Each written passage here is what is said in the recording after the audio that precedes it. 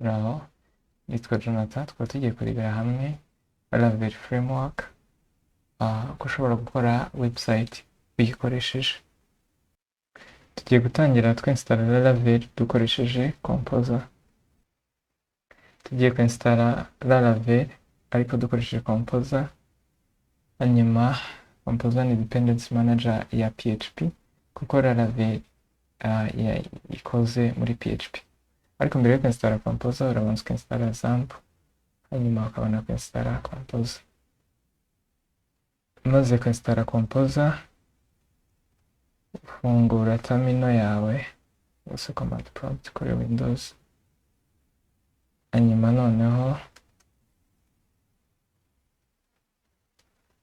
ukajya aho ushaka gukora project yawe, ugakopiye ino command, hanyuma ugashyiraho uko project yawe yitwa.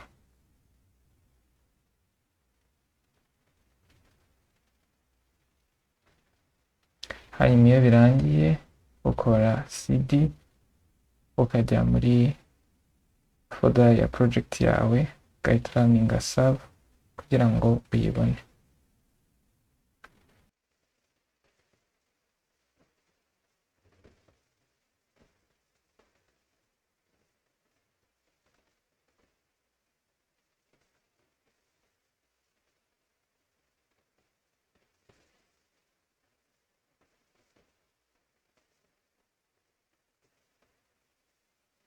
Dushyira ino link muri browser yawe, hanyuma iyo bikunze gutya wabaye successful, ukaba wakreatinze project yawe ya mbere muri Laravel. Hanyuma uhita ukanda Ctrl+C kugira ngo stopping server yawe, ugahita ufungura project yawe muri IDE ukoresha. Hanyuma ushobora gukoresha Visual Studio Code, niyo ikora neza. Runninga command code, ugashyiraho period, hanyuma igahita ifungurira muri VS Code. Folder z'ingenzi umuntu yahita yibandaho kugira ngo amenye ni folder ya app, ibirimo controllers n'ama-models. Hanyuma iyo folder ya database ibirimo ama-migration. Hanyuma hakaza na resources, aba ari irimo front-end pages cyangwa se na resources zose ukoresha kuri front-end. Hanyuma hakaza n'ama-routes, na file yitwa env, akaba arimo configuration za project yawe cyangwa za app yawe. Ikindi kintu tugiye guhita dutangira kurebera hamwe ni routing and controllers. Ugiye kuri Laravel documentation cyangwa se ukajya kuri laravel.com/docs, ukamanuka hano hasi kuri basics, uhita ubona ibijyanye byose na routing. Hanyuma ugiye kuri basic routing, nibwo ubona uko route iri basic muri Laravel imeze. Kugira ngo tubone ama-routes muri project yacu, turajya muri folder ya routes, hanyuma dufungure file yitwa web.php. Hanyuma web routes ni uburyo ushobora ku requestinga page kuri server, cyangwa se ushobora no ku requestinga any kind of request kuri server.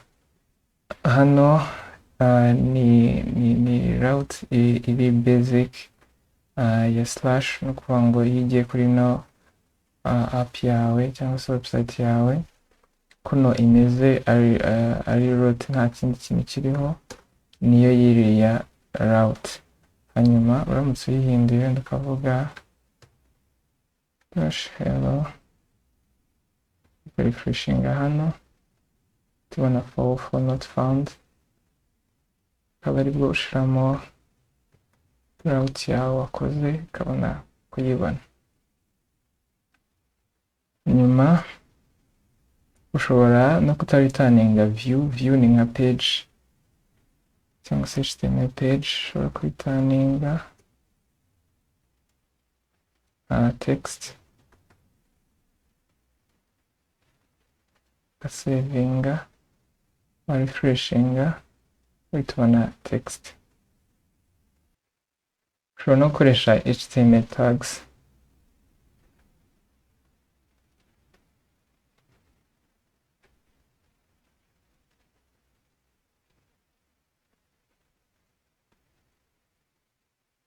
Bigakunda. Tukiri kuri routes, ushobora ushaka guhita udisplayinga nka page runaka, HTML page ushaka, ariko kubera ko muri Laravel ikorana n'ama views, uhita creatinga view cyangwa se page yawe. Reka tukaba turi muri folder ya routes, ukajya muri resources, views, creating iyindi file, upgrade.php. noneho nshobora gukoramo ya wenda h2 yanjye, saving. hanyuma kugira ngo displaying ino page, nzahita returninga view yitwa hello. ntabwo ari ngombwa kongeraho ziriya extension.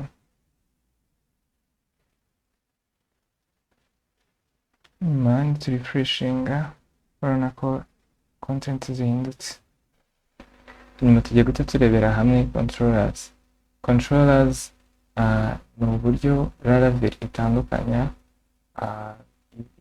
actions cyangwa se ibyo uri bukore mbere y'uko udisplayinga page yawe. ni ukuvuga ngo muri controller ushobora gusavinga data cyangwa ushobora kuzikura muri database, hanyuma noneho uhamagara view kugira ngo yerekane izo data, ariko byose bitagiye muri file imwe. nk'uko muri PHP ubusanzwe ushobora byose kubishyira muri page imwe, ariko Laravel irabitandukanye. Kuri documentation ya Laravel ushobora kujya kuri controllers muri basics, nyuma ukamanuka hasi kuri resource, ukaba wakopiya ino command yo gucreatinga controller, nyuma ukajya muri terminal yawe, ushobora kuyistopinga cyangwa ugacreatinga iyindi, nyuma ukarenaminga controller yawe, tuvuge product controller. nyuma closing za folder zose, ugiye muri http controllers ushobora kuyibona. hanyuma ino resource ikivuze igukorera n'ama methods cyangwa functions zishinzwe kugenda zihandlinga request zigiye zitandukanye, ku editinga, ku deletinga, byose igahita bigushyiriramo. nyuma bikaduhuze controller yacu na route. duhindure iyi hello product terminal function,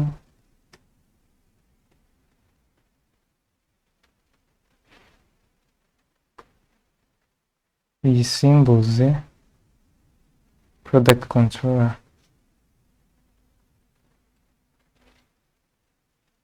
function index.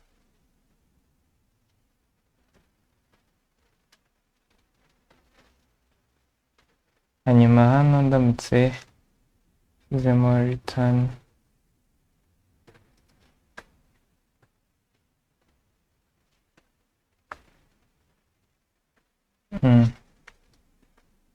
karefreshinga,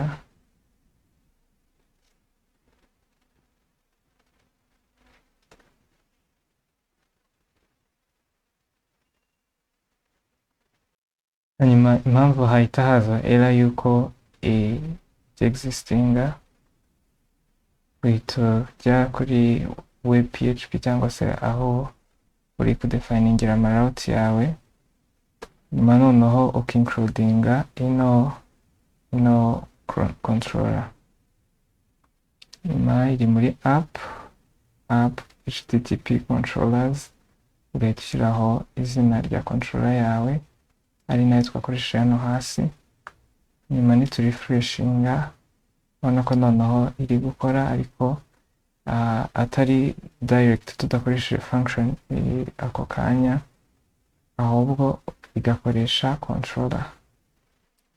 Hanyuma muri controller nibwo ushobora no kuritaninga view yawe.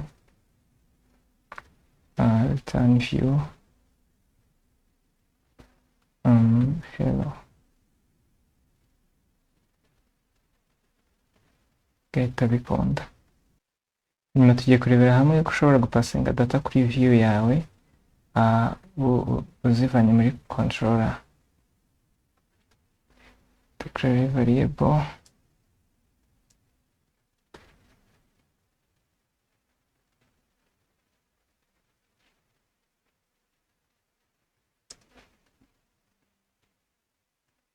compact, dukoresha function yitwa compact kugira ngo passing izo data, gashiramo izina rya variable yawe title. Nyuma ikindi kugira ngo accessing izo data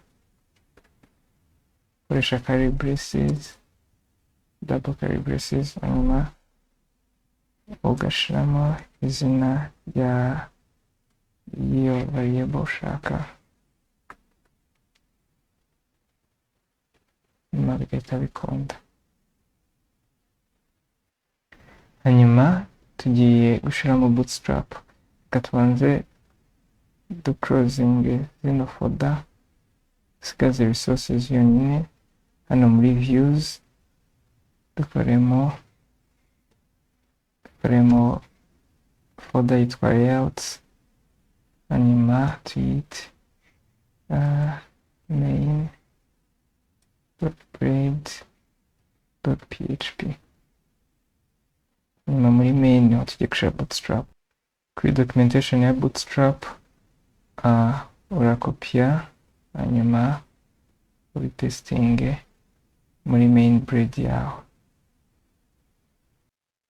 Hanyuma reka tuyirunning turebe no gusubira muri controller yacu, tugahindura kaduhindure view, tuyihindure kubera iri muri folder ya layouts, kubanza layouts dot main. Nyuma kugira ngo tuyibone na title nashatse yayicuraho, na page ya mbere iri muri bootstrap yagezemo.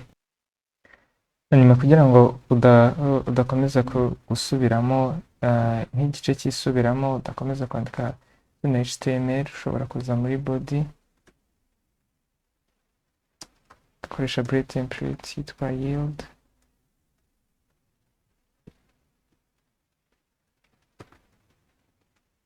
nyuma ukajya muri braid template yawe cyangwa se view yawe, nyuma template yitwa extends, ugashyiramo page uri buge extending ni layouts, ni main file iri muri folder ya layouts. Nyuma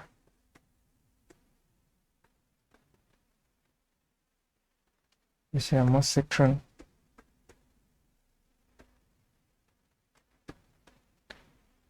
ngo nshyizemo h1 hello, hanyuma gasevinga turebe ko ari refreshing.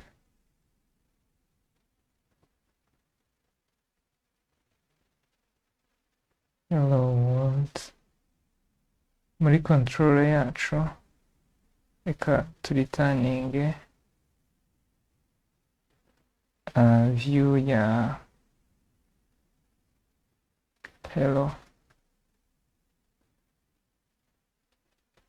Nyuma urabona ko bikunze. Nyuma iyi main niyo iri hano twakoresheje muri section main. Nyuma tugeze kuri braid templates. uburyo dukora amapeji yacu muri Laravel dukoresheje Great Templating Engine, arizo twahoze turebaho gatoya. Tugiye kureba noneho uburyo ushobora kuzikoresha template zawe ukoresheje Great Template Engine. Muri project yacu creating new folder yitwa products, ino file tuyisibe ya hello, creating a file yitwa products.blade.php, creating a new product,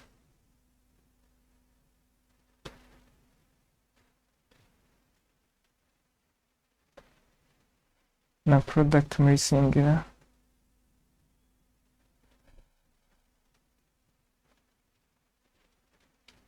hanyuma creating n'indi indi ntabwo ikenewe cyane, katubere tukazingiza.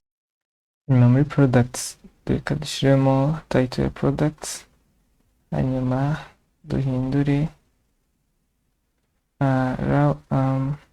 duhindure view muri controller, tuyihindure products, file yita products ni folder ya products, folder, hanyuma na file yitwa products. Hanyuma into refreshing nako tubonye title ya products. Hanyuma tugiye kuri documentation ya Bootstrap, tugiye kuri navbar muri components, hanyuma dukopiye ino navigation muri products, tujye muri layout, creating a nav,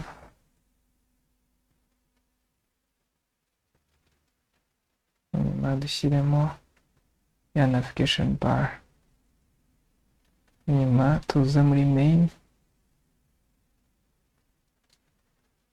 dukore ahari bujye dukoreshe template yitwa include, hanyuma including a layouts, nav ariyo yiyi nav iri muri folder ya layouts. Nyuma nitu refreshinga unako hajeho navigation. Hanyuma dusubiye kuri documentation ya Bootstrap, ukamanuka hasi kuri navbar, nyuma ugakopia no list item ya drop down, nyuma ugahita uyizana hano, niyo tuza gukoresha saving. Nyuma izindi tugeze home, the products, na link ya mbere tuyite view all, kabiri ads,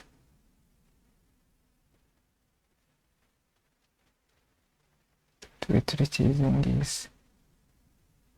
Manage refreshing hasigara products, urimo duhindure hano ite app,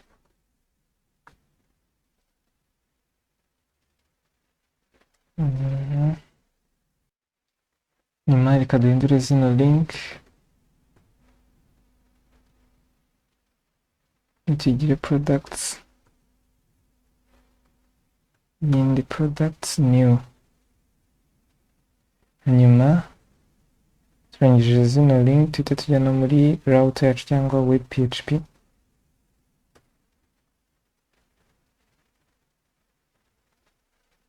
nyuma duhindure routes zacu products new, nyuma irajya igakoringa function yitwa create ariyo iri muri controller yacu, hano yitwa create.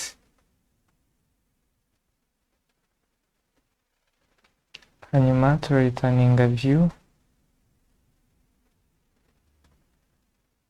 twari twakoze yitwa new product.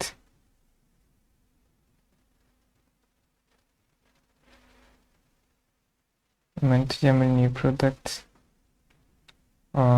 tugakopi ibiri muri products, new product,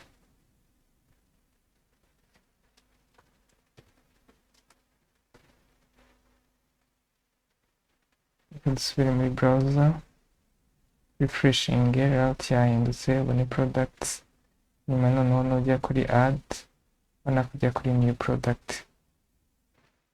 Tukiri kuri bread templates, ushobora kujya kuri documentation ya Laravel, nyuma ukaba wareba bread templates ushobora gukoresha, displaying data, ugenda bireba izo ushobora gukoresha. Hanyuma nizo twagiye tubona mbere, ushobora kudisplayinga data no gukora regression 4+5 equal 9. Nyuma ikindi cy'ingenzi kugira ngo bread templates zigaragare, ushobora kuinstall extension. Nyuma maze kuinstall uhita ubona ko zise zihindura color, ubona ko zise bisa neza.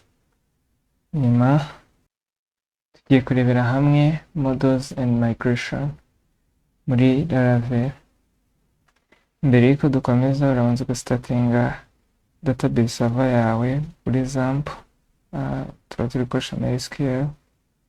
Hanyuma ukajya muri folder ya database, haba hari migration nko kugenda ubika uburyo database yawe wagiye uhindura, nubwo ugiye gukora table, ushiramo table ushaka kuyikora, nuraninga iyo migration kugira ngo umuntu aramutse aje akagira ibintu ahindura kuri database yawe, wenda yakoze table, ushobora kuraninga migration bigasubira uko byari bimeze. Ko ugenda ukoresha migration muri Laravel. Hanyuma models ziba ziri muri app, muri folder yitwa models, zikunda akenshi uko zikoresha uri gukora relationship. Hanyuma tugiye gukora model na migration, php artisan make model, ushyiraho izina product singular, nyuma -m igahita gukorera migration. Nyuma nitujya muri folder database, nako hari migration yacu yitwa product, ubona ko yisubishira muri plural products. Hanyuma wajya no muri models, urabona ko product yabaye created. Nyuma dusubiye kuri migration yacu yo gucreatinga table ya products, reka dutangire dushiremo ama fields. Iri muri documentation ya Laravel, reba ama type agiye ari available hano yose. Hanyuma turi gushaka string product name, nyuma iyi string ushobora na size, ariko ushobora no gushyiraho size. Nyuma product name nta kindi bongeraho. Nyuma tugakenera na price ariyo double, ingaruka hejuru, nyuma double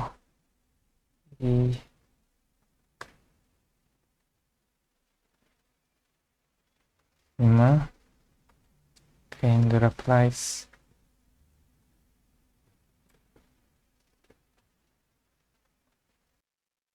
hanyuma uramutse ushaka ko ino field umuntu ashobora kuyisiga ari empty ushobora kongeraho ino label.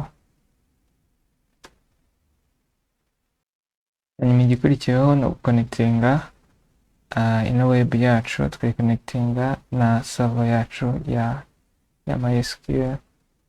nyuma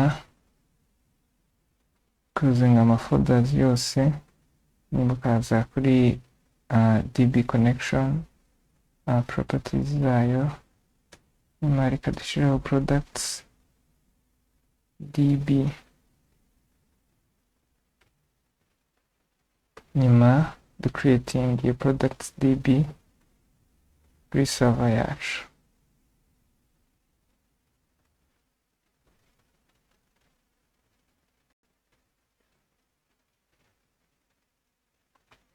hanyuma igikurikiraho no kuraninga ino migration, kuko gutya ntabwo iba yabikoze kuri server.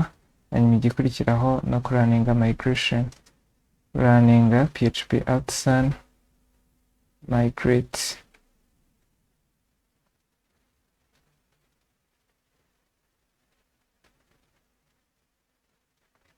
hanyuma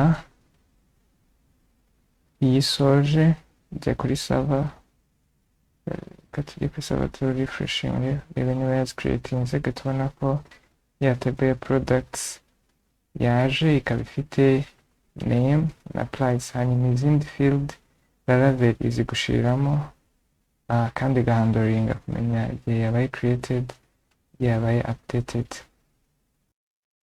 nyuma reka twinsertinge nka product ebyiri, nyuma tuze kuzidisplaying.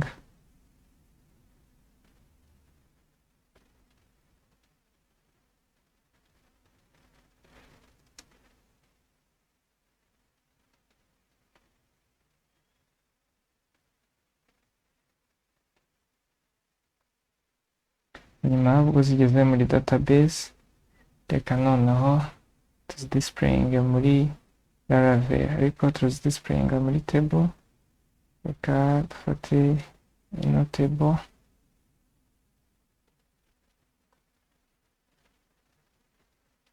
hanyuma no kujya muri resources, views, products, mukajya muri products, pastingemo ino table,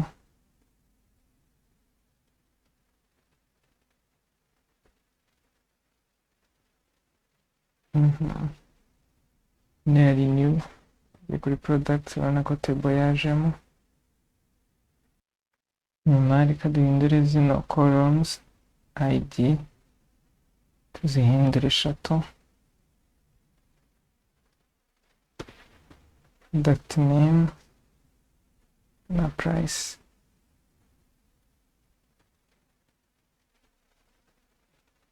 hanyuma removing zino rows ebyiri,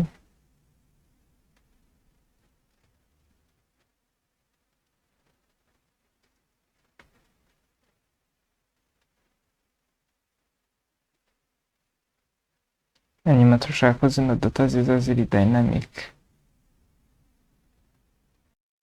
nyuma reka ino table tuyishyire muri container, ubona ko noneho leta igira ama margins ku ruhande. hanyuma igikurikiyeho ni ukugetinga ziriya data noneho tuzikuye muri database, iyo duclosing zino folder, ndi kuri controller ya product controller. hanyuma tugiye kugetinga products ariko tuzivana muri database. products equals products or ariko ino product kuko ari model bisaba kubanza kuyimportinga hano hejuru. use app models, nyuma noneho ugashyiraho products akaba ari nayo hano dukoresha all. Nyuma noneho ugahita ukayipasinga ya view yacu ya products. Nyuma nituza muri resources views ya muri products, turahita dukoresha loop kugira ngo tugetinge izo data.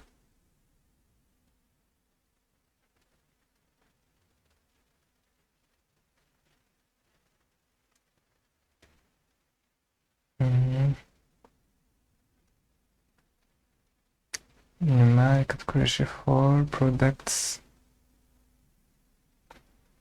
getting a product imwe,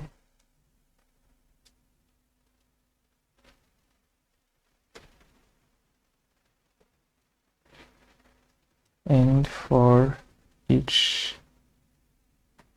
Ariko ugiye kuri documentation ya Laravel ushobora kureba uko bakoresha zino eloquent, ukaba wa manipulatinga data cyangwa se ukazifetchinga muri database.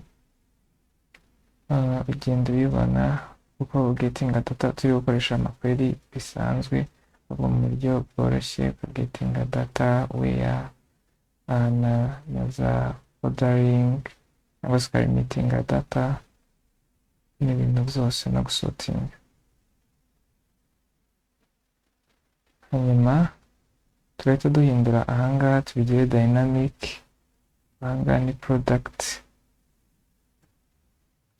id, ariko tugakoresha zino braces.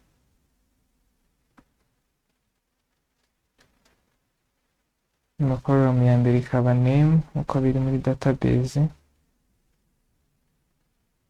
column ya kabiri ikaba price. Nidusevinga refreshinga,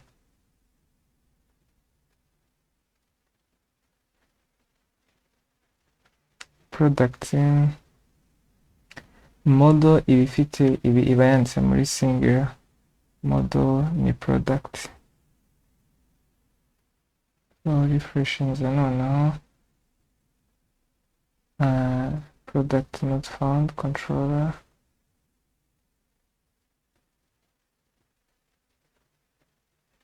tuyihindura na hano hasi nananze products ariko ni product. Nyuma urabona ko haje noze ariko birapinze nabi, ahubwo hasigara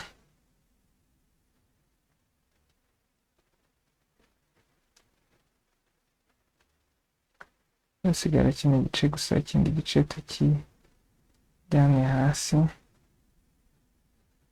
Hanyuma noneho no refreshinga, ubona ko za table ebyiri zaje muri nkuko twari twabidefininze.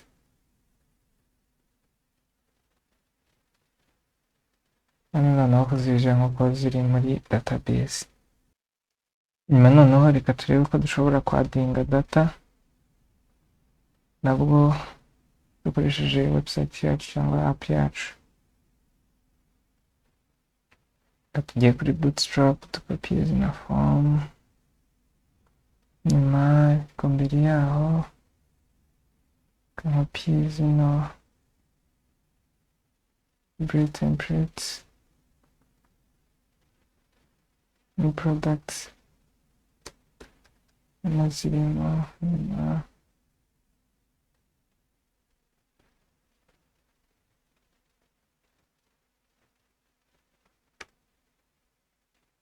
tugazemo field sigazamo ebyiri, turabanza name, nyuma tugakurikizaho na price.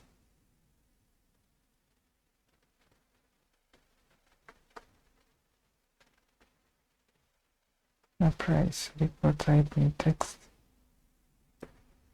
type ni number hano.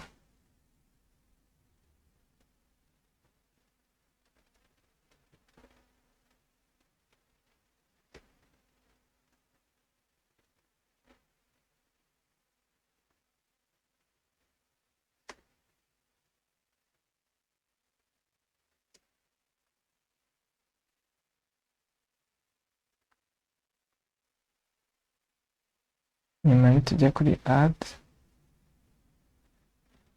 nako hajemo za field ebyiri. Reka dushyire muri container.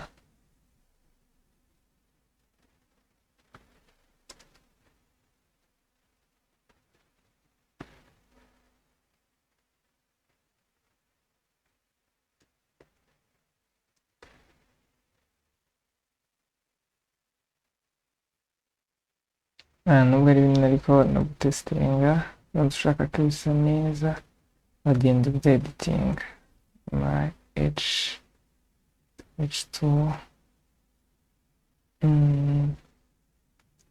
add new product.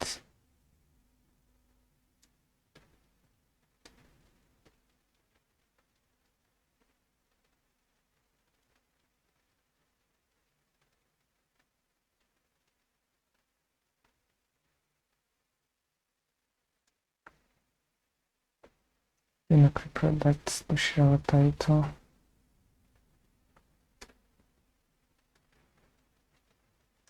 all products. Nice.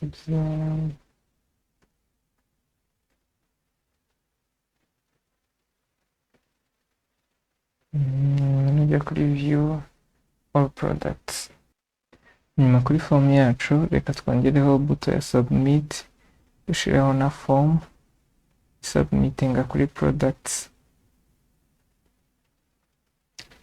Hanyuma noneho dusubmitinze bitubona ko tutari twakora route yo gupostinga, hari get gusa. Ugiye kuri web php ubona ko twari twakoze get gusa, get route, ariko dukeneye na post. Nyuma kora post products, ariko noneho tukaza guhamagara function yitwa store ariyo ibiri muri controller nayo ibikoze. Nyuma yiteguye kubona request ziturutse muri ziriya form. Nyuma nitwongera kuri refreshinga iraba expired. Nyuma iyo ugiye kuri documentation ya Laravel kuri cross site request forgery ni uburyo bwo providinga ku buryo ushobora kwirinda attacks z'ubu buryo. Hanyuma kugira ngo dufixing kiriya kibazo no kujya kuri form ukongeraho ino line of code kuri form yawe, hanyuma ukayongeraho. Nyuma nuza kuri refreshinga noneho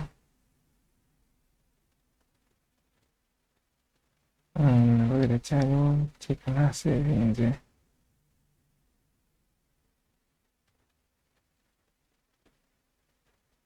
Kumenya refreshinge submitting urabona ko yagiye. Nyuma tumaze gusubmitinga data kuri server bigakunda, hakurikiraho validation.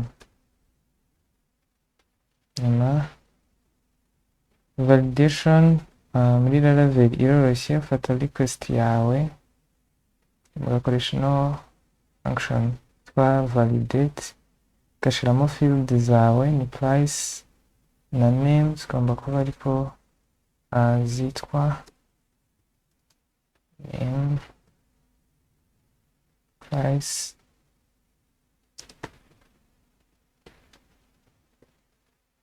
ariko zitwa kuri form. Nyuma validation rules ugenda ukoresha zisanga nabwo kuri documentation ya Laravel.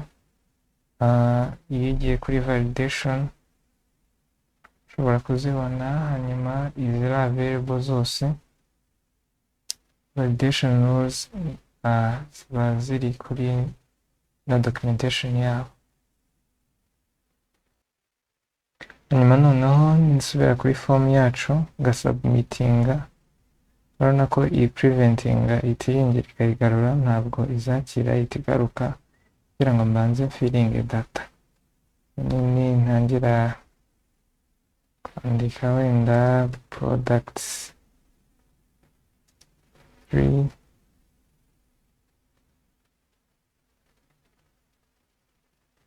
urabona ko none iyi submitinze bigakunda.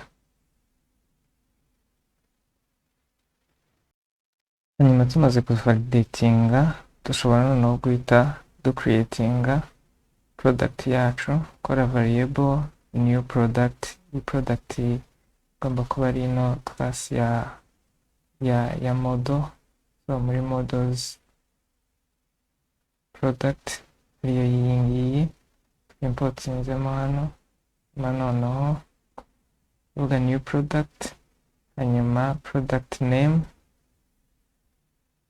ugafata data ziturutse muri ya input hano, name igomba kuba ari name isa neza, hanyuma noneho name tugashiraho na price,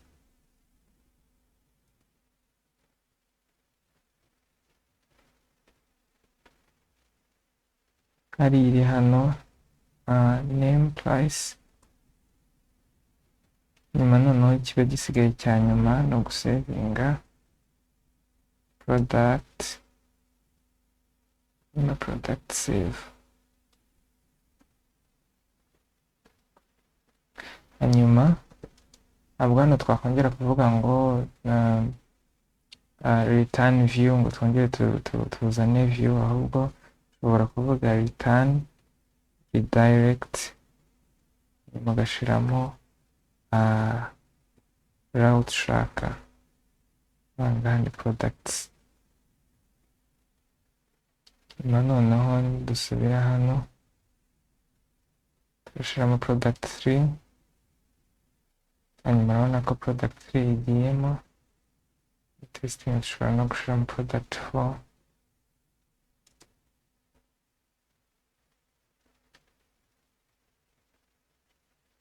nyuma urabona ko product 4 igiyemo. Nyuma add imaze gukunda cyangwa se addinga new item muri database bikunze, dukurikijeho kuba noneho umuntu yakwa updating, tujye kuri products, hanyuma twongereho column ebyiri ya update na delete, hanyuma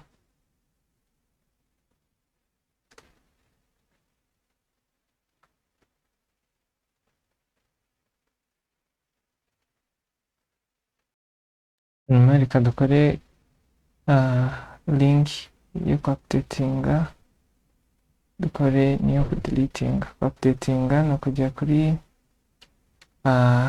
route ya products, ukayiha id yawe /edit, ukahita change. Nyuma nitujya kuri documentation ya Laravel kuri controllers, kamanuka hasi ubona uko ushobora gukora routes yawe, ariyo kuditinga data zose cyangwa se displayinga data index, yo gucreatinga, akaza no updatinga get, hanyuma no kudeletinga no updatinga ariko post, hanyuma updatinga ubanza ukamwohereza kuri page yo updatinga ibirimo data, hanyuma noneho kudeletingaho kubera ari post, with submitinga kuri no route turi buze kugenda ducreatinga, nyuma noneho ugasubmitinga igahita deletinga. Hanyuma reka tugiye kuri page ya product ka papier data ziri muri new product,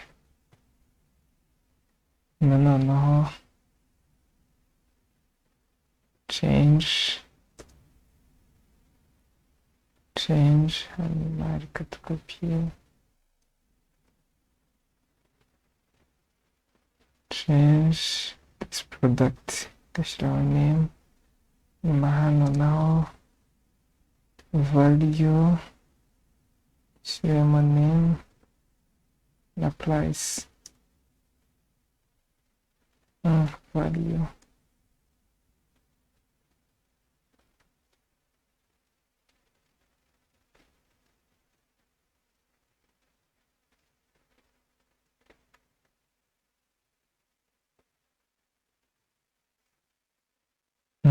hanyuma noneho update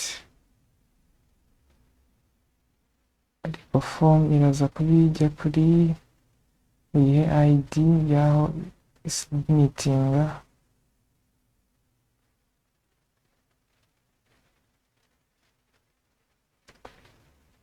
iyi ID ya product iri submitting. Kugira ngo tubone ino product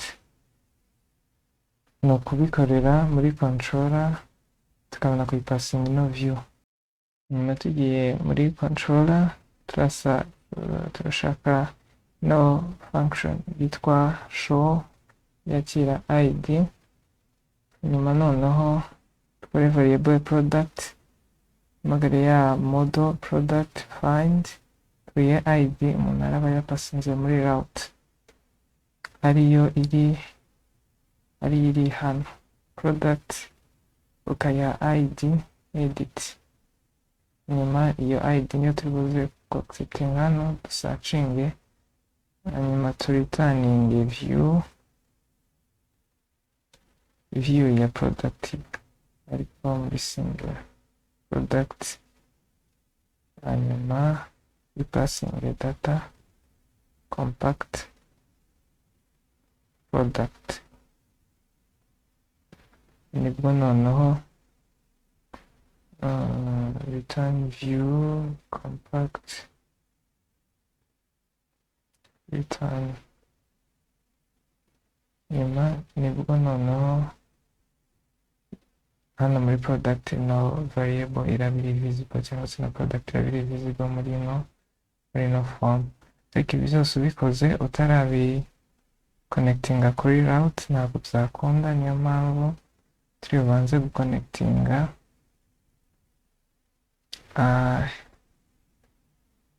route ya update ID, ugomba gupasinga ID /edit ari iri ahangaha kuri products /edit, hano hagati hakaba ariho hajya ino parameter ya ID, nyuma noneho ikaza kubitwara bijyana kuri ya function yitwa show. Nyuma reka testing turebe ko bikunda, refreshinga kuri change, hanyuma view product not found,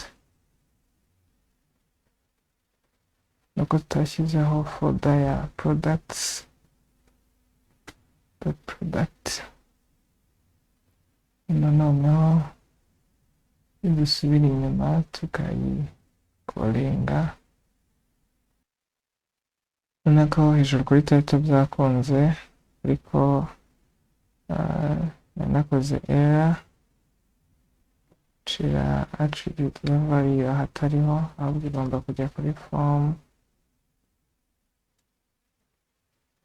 nayo ikajya hano kuri form. Noneho nitugira change nako data zirahita zizamo, hasigaye gukanda update, noneho tukayapdatinga. Nyuma ikindi ino show ukunda gukora iyo ugiye gushowinga item, ubu twayikoresheje nta kibazo ugiye gushowinga, ariko byiza no kwishyira kuri edit kuko nibyo bya update, ahubwo ahangaha ni igihe ugiye kureba single item, ariko mu gihe utari urebe single item ntacyo kuri twabikoze ari byo, ariko ibyiza no kwishyira kuri edit no kuri route naho turahindura tugire edit. hanyuma muri function ya update ahangaha no kudisplayinga view cyangwa page yo editinga, ariko noneho guhandlinga post request akanze noneho iriya update. Turabanza tuyifinding ino product nkuko twabanjije kuyisearchinga muri database tugendeye kuri id, kuko na hano muri update naho urabona ko route utanga id, iyo ugiye gusubmitinga kuri ino form utanga id, hanyuma ubwiza hano na request zo muri form na ziriya input zose zikaza ziri muri ino request. Hanyuma noneho tukafata ya product tugahindura name yayo tukayandisha n'ibiri muri input, hanyuma na price nuko, hanyuma noneho ugasavinga. Ariko ibi byose bikoze utabanje gukora validation byaba bipfuye kuko wajya ugetinga data arizo cyangwa se bagahakinga database yawe. Muri ubwo buryo ugomba no kubanza gukora validation. Nyuma tumaze kuvalidatinga kiba gisigaye ni ukukora route ya post nkuko hano twakoze iyo post, nako ukora ko twabikoze products mugashiraho id, ubona products id, nyuma tukaza kubisubmitinga kuri update.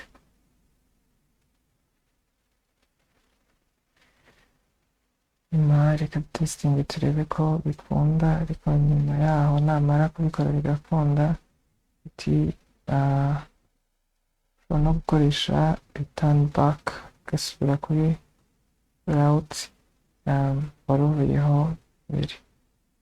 Nyuma reka turebe ko bikunda, refresh na product nyihindure to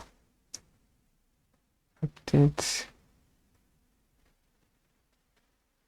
nakarito update, ariko kubera image isubira inyuma itaraba updated tugire redirect, ariko na back irakunda kuri products. Noneho reka tugiye kuri view, ubona ko yabaye updated na one, reka wenda ni submitting bitariho, urabona ko ibitigaruka ntabwo bikunda, ahubwo one update noneho urabona ko iri gukunda. Tugiye gukora delete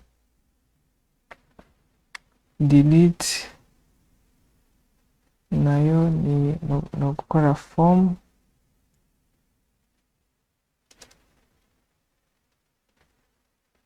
kubera ari post form ukayoza kuri no route delete ukaya id, akaba ariyo tugiye dukora kubera ari post.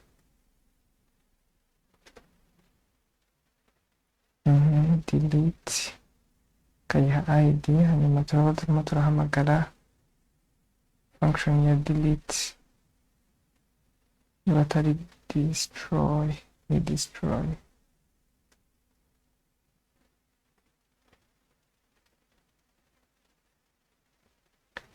Hanyuma noneho urabanza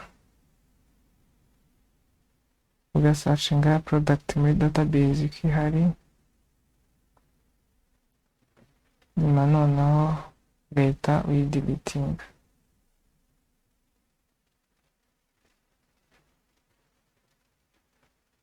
Delete, hano dusavinge, ni refreshinga, deletinga. Get method is not supported. method post.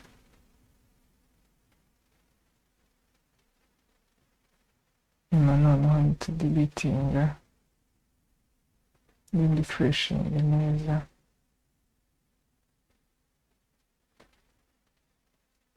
ubona ko idilitinze ariko hakabura kuritaninga kugaruka kuri iriya page. So return back,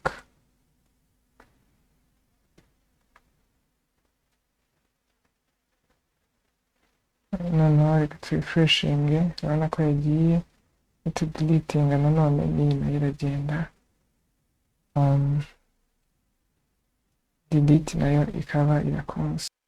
Hano twabonye models and migration, tubona clad, cyangwa se create, read, update, delete.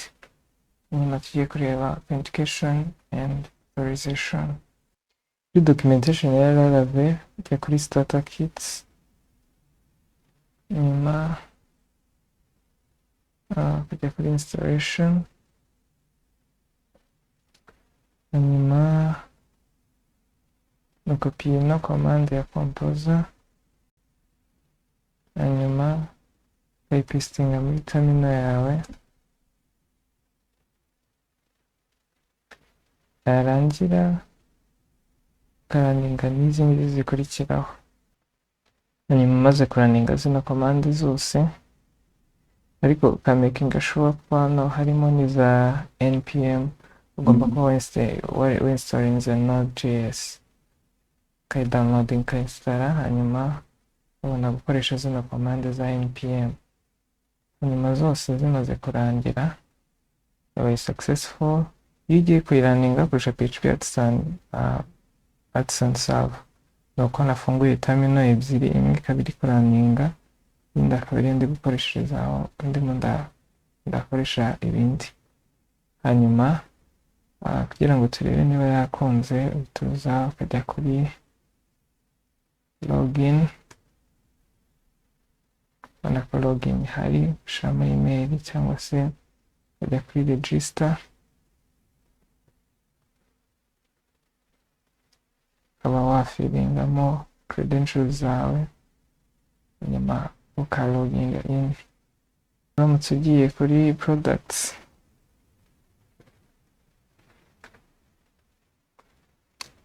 urabona kitari kugaragara, ariko kubera twashizemo ziriya za authentication, yahise yongereye irazihindura zigira ukundi. ariko reka tuzikopiye, nyuma izo zari zirimo ukoreshe undo control z cyangwa se undo, bihita bigaruka izari zirimo. nyuma noneho ukabona kudeclara dashboard, n'izindi za authentication za login n'izindi ziba zirimo. hanyuma twongera kuraninga, urabona ko bikunda, ariko birakunda tutaloginze in. noneho ushaka ko umuntu azajya abona zino data ariko ari uko yaloginze in. nyuma icyo gihe ujya kuri documentation za Laravel, hanyuma ni muri middleware, uramanuka hasi ugenda ubona examples z'uko zikoresha kuri routes. hanyuma ninjya kuri zino routes, ngashiraho middleware, gukora middleware group, ariko ubonye ubwo buryo bworoshye muri aka kanya. gukora middleware group, hanyuma zose ukazishiramo. nyuma ninongera kuri refreshinga, urabona ko bitari bikunda, ahubwo bihita banjyana kuri login. nyuma bitagombye kugenda wongeraho middleware kuri buri route, ushobora gukora middleware group, route middleware group, nyuma noneho zose ukazishyiramo, nabyo bikaza bimeze kuriya. Hanyuma ikindi ni uko tugomba no gukora ku buryo umuntu niba sevinze product ze, ubundi mu user naza akaba yashyiramo product ze, atari umuntu wese uloginze in ngo abone product imwe yagiye ashiramo cyangwa se deleting product yundi. Hanyuma ahangaha biradusaba kuza muri database migration, biradusaba kuza kongeramo column hano, ariko biradusaba gukora indi migration yo kuyongeramo kuko iyi ngiyi ntabwo ariyo, iyi niyo yari yo creating table kandi twayikoresheje. Ubwo ni php artisan, hanyuma ureba kuri documentation za Laravel, hanyuma make migration, php artisan make migration, add column to products.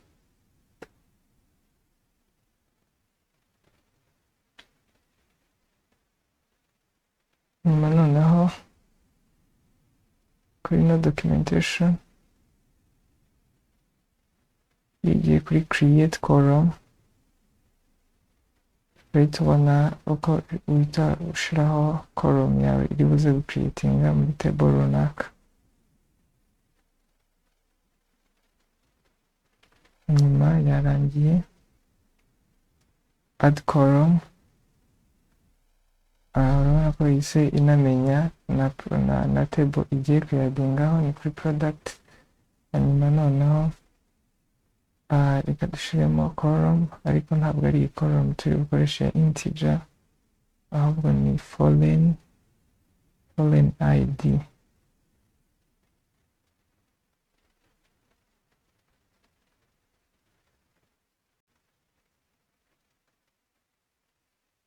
Hanyuma tuyite user id.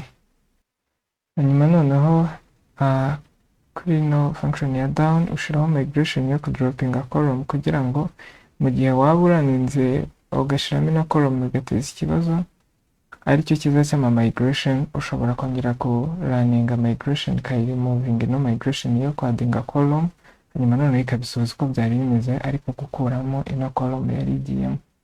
Nyuma kugira ngo to executing tujya kuri running a command php artisan migrate,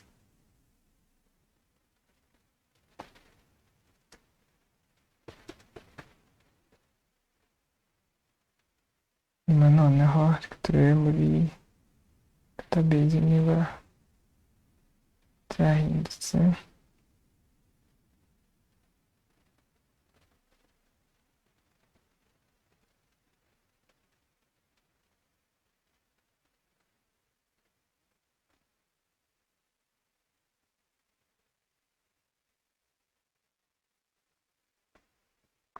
Product urabona ko hajemo user id, ikaba yagezemo iyindi column. Hanyuma noneho turasubira kuri ya controller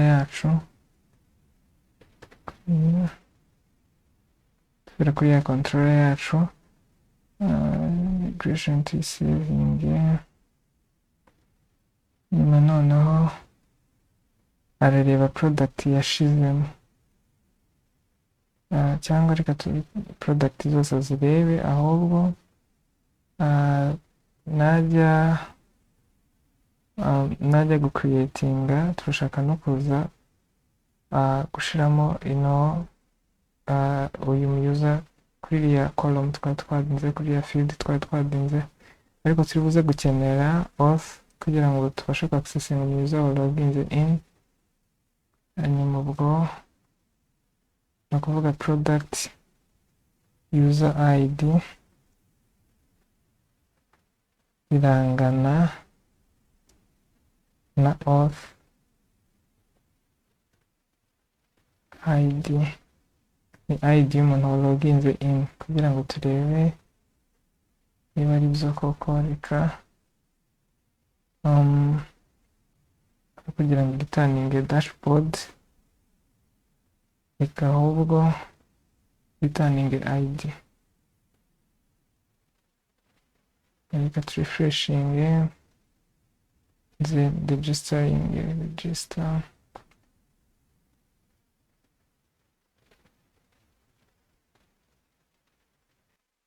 Nyuma warangije kuregisitaringa ushyiramo credentials wakoresheje,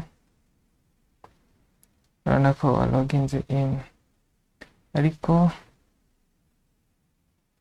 mbere yaho twari twashizeho return id,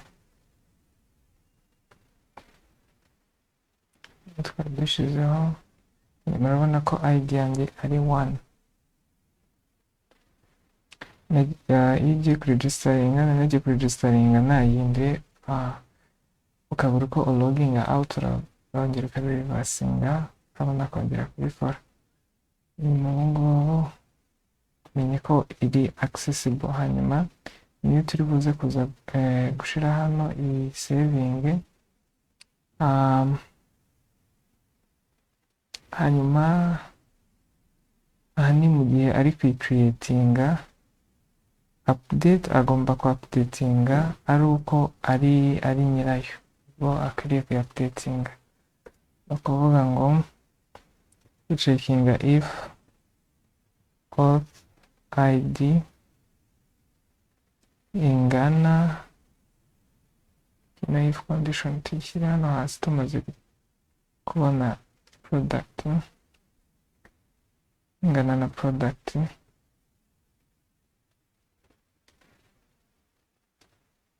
user id. Hanyuma iyi ni relationship ariko turajya tuyikora aba ari bwiritaninga, hanyuma else iraritaninga back.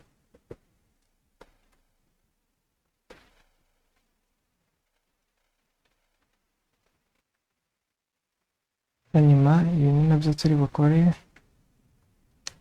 hano hasi. Tugeze noneho kuri post, nubwo turabikora gutya.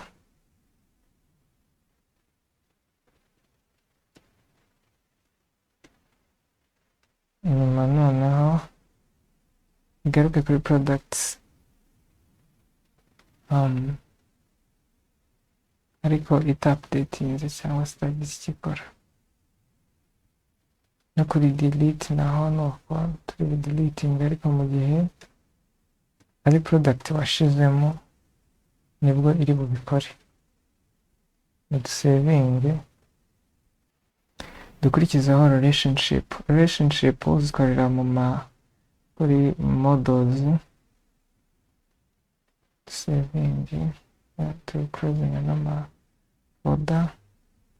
Noneho dusigaranye models. Kuri user dukore relationship,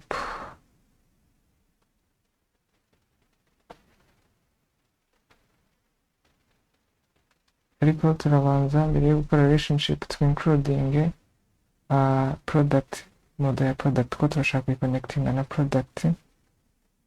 Hanyuma noneho dushyiremo relationship products. Hanyuma noneho products relationship yayo nuko ino user umwe afite product nyinshi, so user has many products, ariyo product ugomba including hano hejuru. Use app models, hanyuma noneho ugashyiraho product, ugashyiraho yari capital letter iri hano uyishyiraho, cyangwa ko biba biri case sensitive. Hanyuma noneho wayirangiza ukajya no kuri product ugashyira ukimportinga model ya user.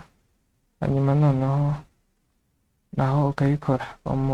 Product ifite user wa inserting, so product belongs to a user. nyuma noneho ubungubu iyi function iritaninga ino relationship cyangwa se iritaninga user niyo twahamagaye, iyo twakalinze hano tuvuga ngo product user, so no bahamagara ino user igahita iritaninga user basevinze relationship, hanyuma noneho igahita accessinga id ye. Kimwe nuko ushobora gukoresha user id, ariko buriya buryo ni bwiza kugira ngo umenye relationship, kuko ushobora kugenda uzikoresha n'ahandi hantu henshi. Ukoresha user id,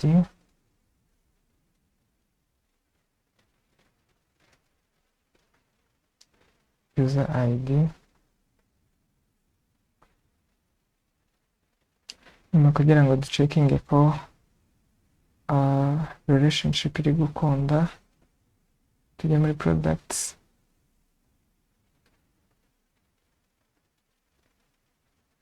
kaduhindure nka hari id, duhindure product user name.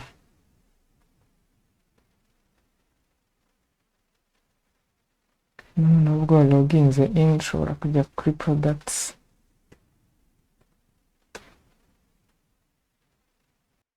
hanyuma kubera muri database id yanjye bidahura, reka nhindure manually edit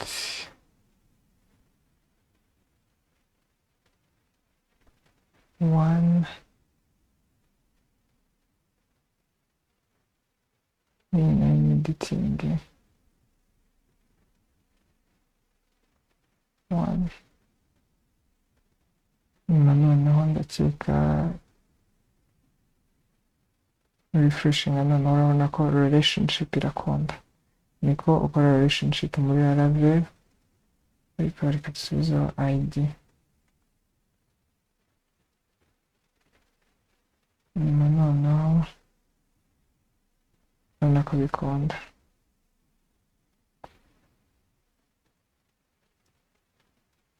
Home,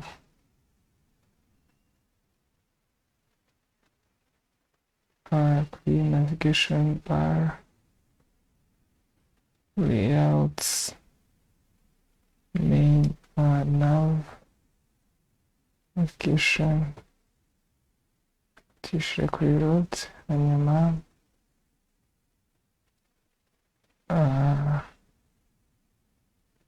reka tishyire kuri dashboard.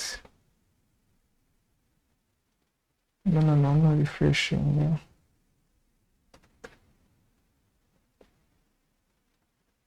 kuri home irakugarura kuri dashboard, hanyuma ukaba waloginga out.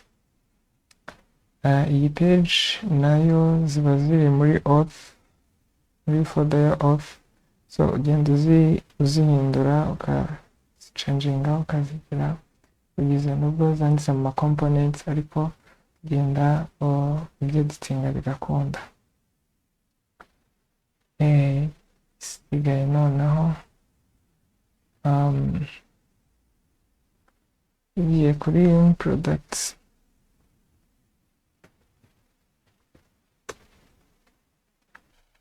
nyuma noneho igisigaye no kwinjiramo nk'undi mu user, hanyuma noneho ukareba ko ushobora kudeletinga ikintu kitari icyawe. Turebe ko bikunda.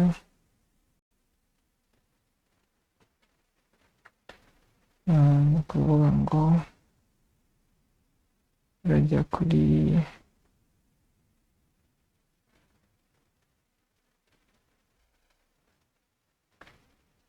logging out,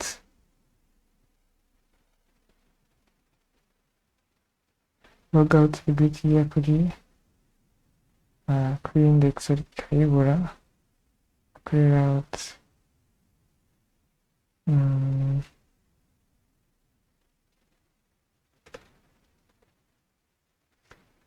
kuri root nayo tuyitaninge.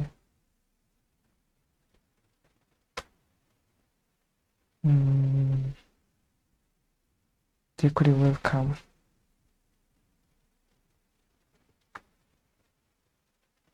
Ngubu leta iza hano kuri welcome, ushobora kuyibonera.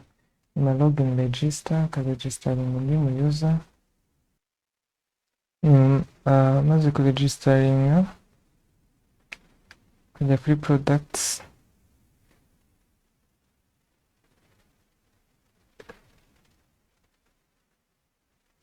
Nyuma ndamutse deletinze iyi ngiyi, ubona ko byanga kubera ko atari njyewe wayishizemo, cyangwa gucenjinga nabyo biranga. Hanyuma hari ukutemera ino route, ariko hari no kuba wabisubmitinga ukoresheje postman cyangwa indi, wenda bitapfa gukunda kubera security birimo, ariko ibiri uba wabimanajinze ku buryo bitari buze gukunda, cyangwa se wabibaninze ku buryo uyundi muyoza adashobora gukunda, nabyo twita authorization. Hanyuma ujye kuri home, ariko nawe aramutse acreatinze product,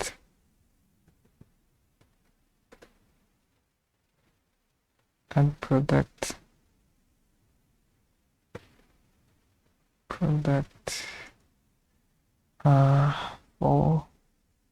price 100. urabona ko kubera ko ari product ye ashobora kuyicenjinga. hano mashire capital letter, kuri product price capital letter, value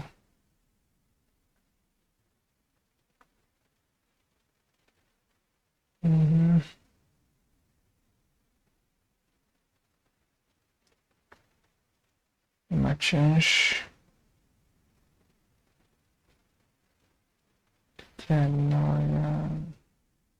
product save price. Hanyuma urabona ko ashobora kuyaupdatinga, ariko iyindi ntabwo yaupdatinga, nta nubwo yanayideletinga, ariko iyi yayideletinga.